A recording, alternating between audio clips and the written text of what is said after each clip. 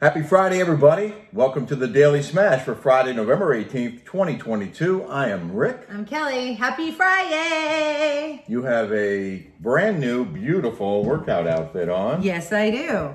Look at this. It's got a little cute little thing underneath here. Oh, you got some under boob? Yeah, and then these pants are amazing. Yeah, they're comfortable. Very comfortable. So shiny. that was sent to us by OA Essentials, which And then I have this cute little sweater they gave me. they apparently have. They didn't give you any. No, OA Essentials. You said that you guys are fans of the show. No, the mom is. The mom is a fan of the show. The moms love me. Yeah. Well, moms usually love me too. In this case, though, I didn't get any clothes, and I went on your website. Look how cute this is. And I wore this today at a fancy restaurant called Drake's in Laguna. My girlfriend just bought a house right above Drake's in Laguna. My friend Candice Gorsuch. I have a great story for you. You're going to die when you Can hear I this finish one. what I was saying, though? That OA Essentials sent you clothes, but not me, and we lost the letter that had the discount code on the letter. So if you want to send me some clothes, too, that would be amazing. And we can do another thing on the show, and perhaps we can promote your product again. I lost that coat. Well, I had Julie clean today. Oh, got thrown out. Well, I cleaned the refrigerator out, and I had her. You did a great job. I had her clean because I have my girlfriend Jackie from Denver coming in tomorrow. So Yeah. I made Julie come right after school. Kelly pulled some pickles out of the refrigerator. She goes, "What's the date on these pickles? Like, when are they good till?" And I looked, and it was like January of 2024. What did they put in those pickles to keep them good that long? Vinegar. But So- look how cute this outfit is. It's really cute. It's cute. It's really cute, and it's comfortable. And you said. yeah, and you can kind of tighten it like this. You go like this. Tighten it up. It's sexy. The under boob thing is cute right here. It's a cute outfit. It's a little too cute, if you ask me. So what, you got a crazy, you want to save the story for later? You want to tell it now? I want to tell it now because it just happened. Okay, go ahead. Fresh in my mind. Yeah, go. So my girlfriend Candice has the most incredible life. Like, she's one of these girls that like figures out like what she wants, and she gets it. And I don't know how she does it, but she does. And she has this most incredible life, and she has the most, I found out about her childhood, but no matter, she's a great mom, great wife, whatever, but an incredible, beautiful house in Aspen. We've stayed there a bunch of times. Her husband just had a big windfall. Yep. And comes from a very affluent family. Anyway, so she always talks about how her childhood was always screwed up and whatever. And so I was listening to Jeff Lewis' show this morning, and Tracy Tudor was on. And who is Tracy Tudor? She's on like million dollar listing, something along those lines. Okay. She's a realtor, but she's on TV. Yeah. And the only reason why I know of her is because my friend Mike Salmon, he took us to his house in Lake Arrowhead. Right. And he was showing us this house in Lake Arrowhead, and I guess she was married to some contractor. And he said her dad is loaded, like built like a lot of like beyond loaded. Okay. Her dad. And he said that he was selling this house in Lake Arrowhead for like 10 million. I don't know. So lake house, right? And so then I watch on TV. Now I know who Tracy Tudor is. So I'm in my car this morning and going to yoga, and I hear Tracy Tudor on Jeff Lewis. So I texted Jeff Lewis while he was doing the show, and I said, "Hey, ask Tracy if she knows Mike Salmon." And he goes, "Yeah, she knows Mike Salmon." So I go and I see my girlfriend's house. I go to my girlfriend lives right above Drake's in Laguna, and it's beautiful sunset. So we sit down, and I guess the lady that lived in that house, she was French, and I guess she got in a fight with the next door neighbor, and we're looking at the next door neighbor because I guess the next door neighbor punched her in the face. What? Yeah. Wow. Yeah. So, and I guess the lady put like some blue tarp, to hide, and she painted her size silver and blue to like screw with the guy or whatever. I don't know. There was some kind of animosity, and that's what happens when you like live in close proximities of each other. But I thought we had it bad up in Palm Desert, but I this feel is... like you're going off on tangents now. Anyway, so I'm sitting down and she was talking about how her mom went off to St. Bart's and left Candice when she was a little kid. And she goes, yeah, she ran off with, I ran off with Ron Tudor. And I go, is that Tracy Tudor's dad? And she goes, yeah. She goes, I left my husband, her dad, Candice's dad, for Ron Tudor. And I go, you've got to be kidding me. She goes, oh yeah, he was loaded back then. And and she said that she knew Tracy. She goes, oh, Tracy knows me. Candice. Tracy knows Candice, or Tracy knows the mom. Yeah. Her mom, Valerie Collins, Yep. was dating Ron Tudor, who's Tracy Tudor's loaded dad. But what a weird is that a weird coincidence? Super weird. What are the odds that her daughter, that the daughter was on the show and you asked Jeff if she knew your friend Mike, and then you go to Candice's house and her mom is there, and the story of Candice's childhood comes up, and you find out that her mom ran off with that girl's dad. Yeah. What are the odds? And so that is wacky. Yeah. Okay. Well, that's a good story for story time. That was Kelly's story time. That was my story time. Excellent story time. It was a true story. So I went to Costco today, and I was walking in. Well, I was getting my cart from out front. Well, tell them what you did first. Why you went to Costco? I was doing day 2 of my book audio recording. My book, Chasing Catastrophe, which will come out January 24th of next year. I'm recording the audio version. So this was day 2, and I've gone through 200 pages now. I have a clip. I can't even read 200 pages. Yes, you can. I'm kidding. I'm joking. I have a clip. Should I save the clip for tomorrow, or should I play it now? I don't know what your rundown is. I just walked in. I just ate at this place called Drake's with the girls, and so I don't even know what's going on. So I don't even know what you have down. I have a lot of material. Yeah, but that's okay. Okay, so anyway, is it hard to do your audiobook? It is very difficult, much more difficult than I thought. And I'll just quick story is that when you write words, sometimes they sound great when you write them on paper, but when you read them out loud, you find out you can't necessarily say those words in that order clearly, concisely, and fluently without flubbing. It's harder to read the words out loud than it is to write the words on paper, I guess is what I'm trying to say. But you are always, if you're anchoring and you're on TV, you're reading that teleprompter. Yeah, no, I can read. And the guy told me, because there's a guy in a booth monitoring my voice, monitoring my recording. And he said that, I was hands down the best of all that he's heard because I'm a professional. And a lot of these guys don't know what they're doing. The authors aren't used to reading out loud, and I am. So I'm much better at it than most people are, but it's still more challenging than reading a script that you wrote for TV, because I'm reading a book that I wrote as a book. So, and today I did the rest of the Iraq chapter, which is really long, and there's a lot of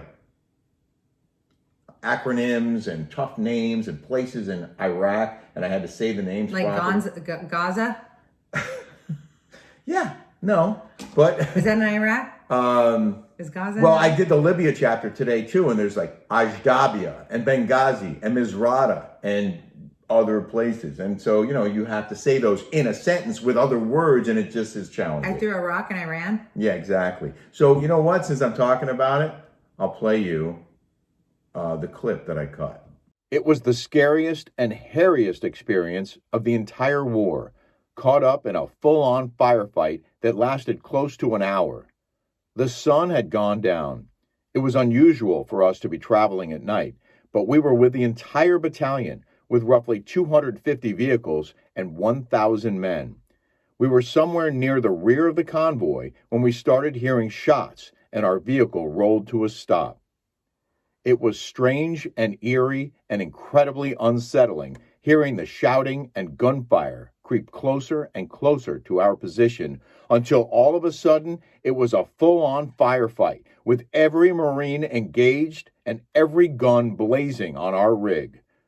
The opposition was at brigade strength, many of them moving on foot, popping up and down like whack-a-moles from behind sand dunes to fire on the Marines. Christian and I couldn't see them, but we later learned there were hundreds of enemy fighters, some as far as 2,000 meters away, others advancing within 30 feet.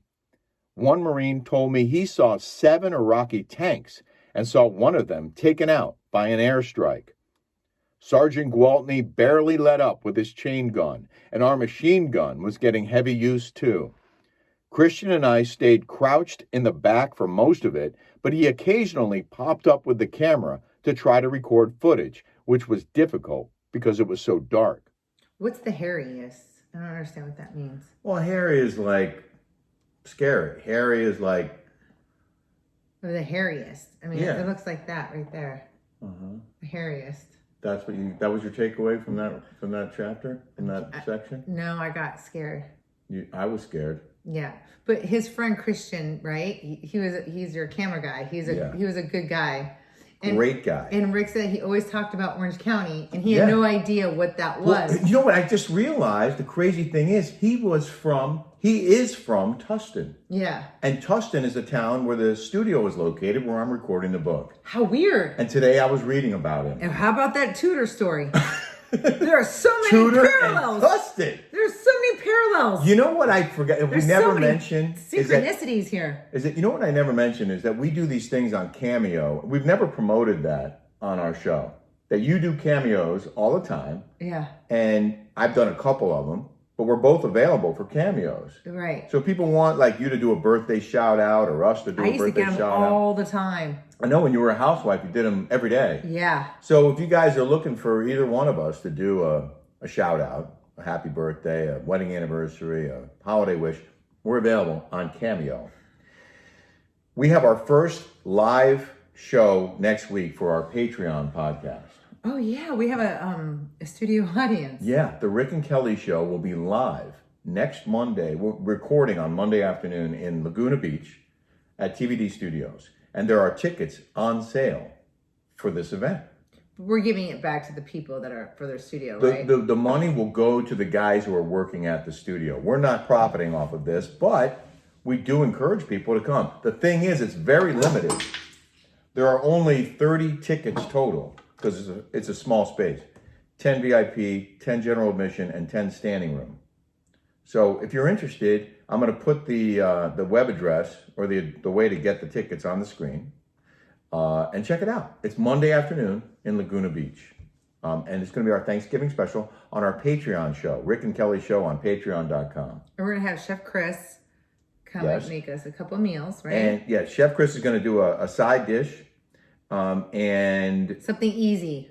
There's, I put the other, there's another chef coming. And then, yeah. And then my girlfriend, the psychologist, not psychiatrist, psychologist. Christina Gomez. Yeah, she's good. Yeah. Speaking of Chef Chris, we had the most terrific dinner last night at Social. And I put a little video together. Oh, you did? Yeah. Chef Chris and his buddy Travis made us a crazy great meal. The food is so good there. Here she comes. Hey now. Oh, and There's cousin Tony. Look at that. We started with a charcuterie tray. Cheese and charcuterie. That's Travis.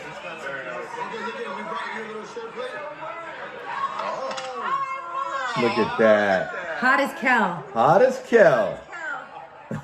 That's your sauce, baby. That was so cool. I'm gonna make a hot They made sauce. me a sauce. Yeah. What do we got, Chef Chris? Okay, hanger steak, right? Rifle beef, and then what do you got, Chef? We've got a braised short rib taco on this side. Short rib. That short braised taco was my favorite. And the Wagyu beef taco is the other one. Hope it tastes as good as it Tony liked the hanger one the best. Yeah. I like the short. I love short ribs. I love the short rib too. I like that one better. Then he brought this fish. Oh my god, the Chilean sea bass.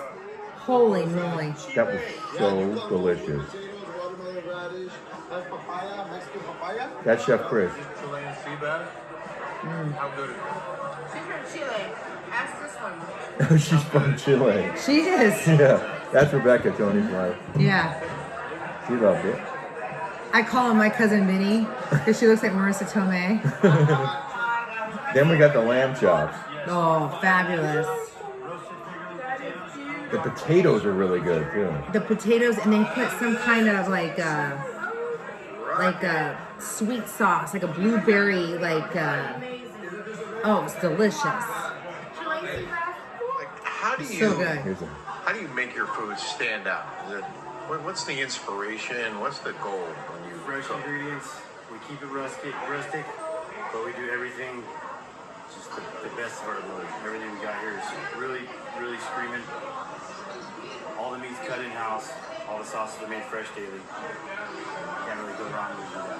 Are you pretty picky when it comes to choosing the source for your food? Extremely. We've gone through many vendors multiple times. Sample everything before we get it. If it doesn't meet our quality, we'll send it back. We've got a good set, solid crew of everybody right now, so we're doing pretty good so far. And is Chris worth his salt? Does he carry the weight? Yeah, me and him got big plans in the future. We got lots of stuff to talk Big about. plans for the future. So yeah, it's Well, coming out. the food's outstanding. Appreciate Thank it. Thank you you. guys for coming. Thank you. Tres leches? Oh. I love tres leches. Oh, I ate a lot of that Yeah. cake, even though I was full. For my It's was delicious. bonita stuffed. señorita. I was stuffed, but I ate that cake. Oh, it was delicious. Yeah. I mean, awesome. Social. We recorded there. We did Gina's birthday party there. Oh, you did? Yeah. Oh, okay. We filmed there, but the food is, and that chef Chris is, it tastes collective. He has a hot sauce that he wanted me to do with him. Yeah, yeah. He's a hustler. That guy's a hustler. He has food trucks. Mhm. I Two- love food two trucks. food trucks. 2 food trucks. Yep. And he was on Grocery Wars, Yeah. on the Food Network. The Yeah. guy's a hustler, and he's hilarious. Yeah, he's a cool guy. He's It's funny. hilarious. And he's got tattoos on his face. He's got Yeah. like a butcher knife A on butcher his... knife, like And a Kelly goes, "Are you a gangbanger?" He said, "No." He goes, no. I was kidding. You were... You guys remember when I said that, and everyone got up in arms. Well, you wanted and to... upset. It's been going on since back in the tribal days. I don't know. Like, okay. You also got a couple of people upset when you were talking about older people moving out of their homes. Oh, and you dude, wanted I get to do everybody a- upset on the daily. You wanted to do a correction because you didn't mean that everyone who gets needs to go in assisted living. right, but to downsize to a condo or an apartment. So where they- I got people very upset. If you read my comments, that I said people need to go. No one wants to go in assisted living.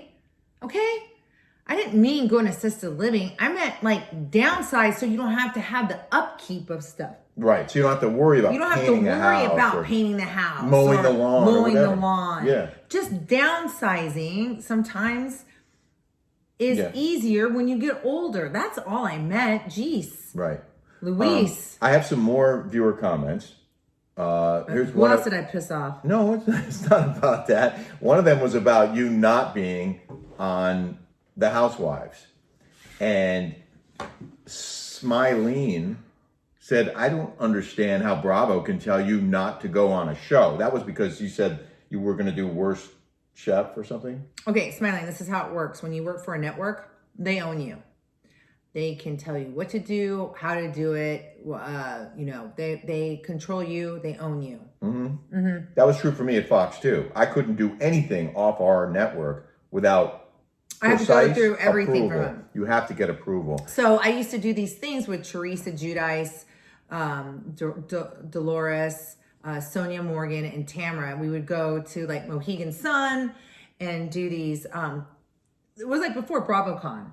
We get paid like 10 grand To do a public to do a appearance, public right? appearance together, be on a panel. Yeah. And my last year, they stopped that. Yeah. Because they said they wanted BravoCon. So Right. they quickly figured out. Now they're doing them. They're letting them do it again. Because I see that they're doing them now. Well, someone replied to that comment. Sandra said, "I won't even watch Bravo anymore. It was my favorite channel." They're mad that you're not there anymore. No, people are mad that they went woke. Yeah. That People too. are mad people are, when you, like, anytime you go political on something, you're gonna lose half your followers. I don't understand how a network that's supposed to be all about this doesn't understand that. They went complete political. Right. That's why, and people are mad because I believe like half of America, and they fired me for it, and people are pissed. Yeah. And they deemed me as a problem, which I was just being real. You were the most real. Oh wait, I saw another one in there. That someone said, "You seem so much nicer now." Did you read that one? Did you send that? And that you were mean on the Housewives, and do you have that on there? I'm not sure. I don't think that one's in here. Okay, so I get a comment that says I'm nicer here in this environment. Yeah. I seem mean to Shannon. Why does everybody feel so sorry for Shannon? Shannon is not, I can tell you right now, I love Shannon. She's great, but she's not innocent, all right?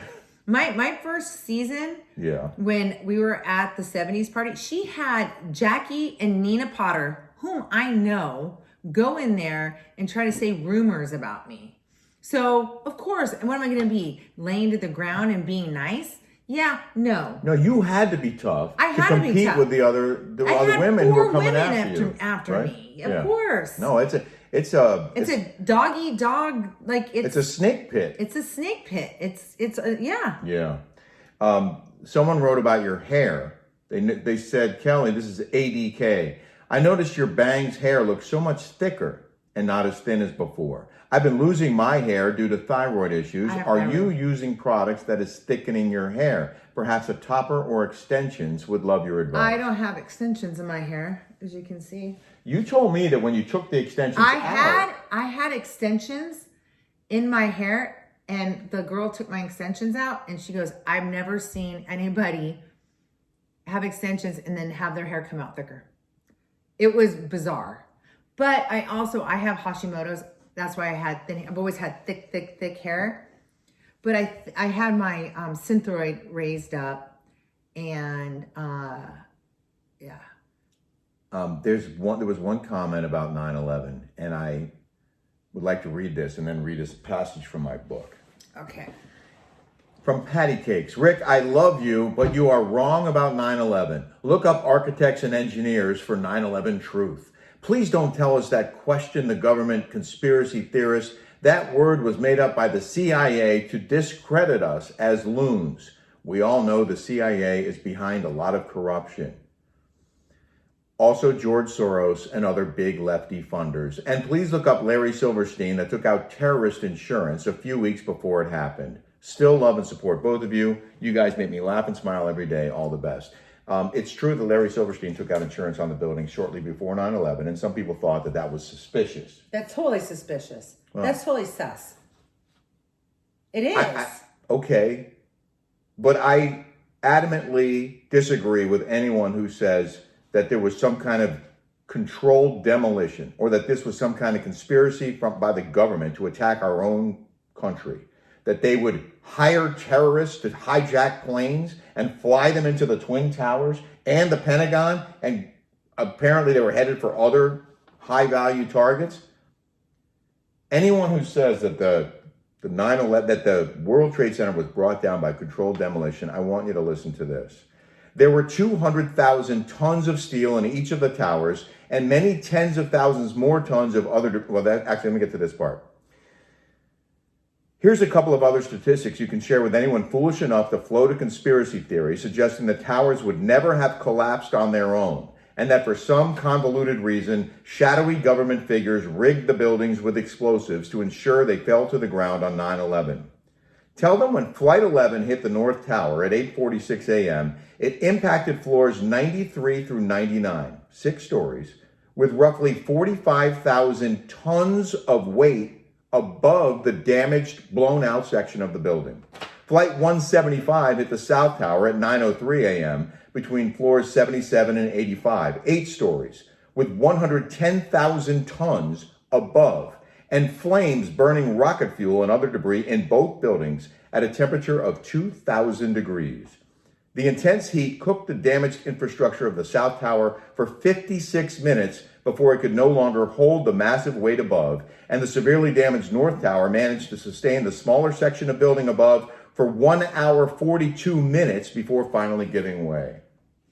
So it's like Jenga, right? You pull the block out, you pull another block out, and eventually it can't hold the weight above the blocks. Well, and what it comes about down. the fuel and the fire? I mean, I don't care what engineering. Burned at intense heat. Yeah. Weakening the structure, weakening it. My After mom- a plane smashed into the building, of course it collapsed.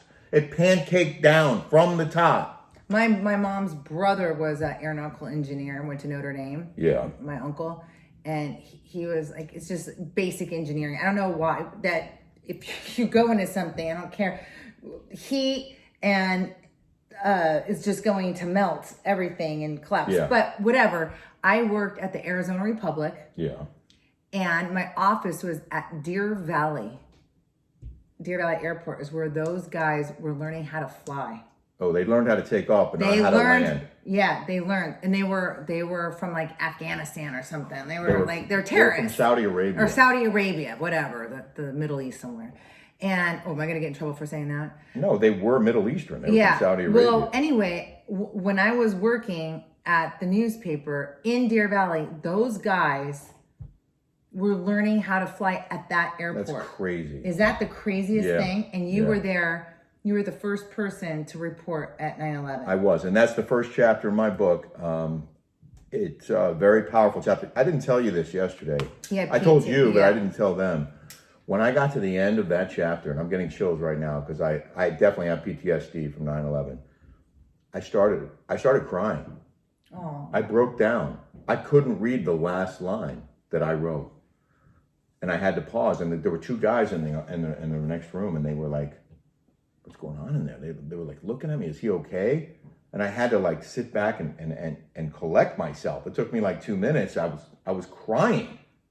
I couldn't read the last line. I'm so sorry. That's horrible.